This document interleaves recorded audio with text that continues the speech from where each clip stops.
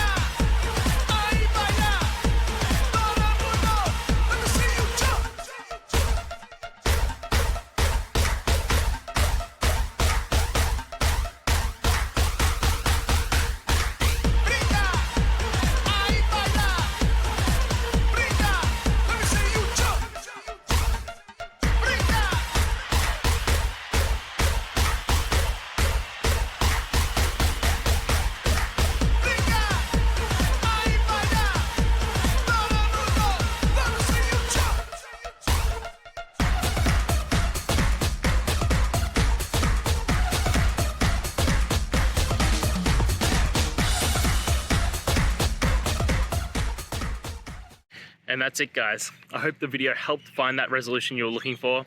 And, if it did, please, I'd appreciate it if you could hit subscribe.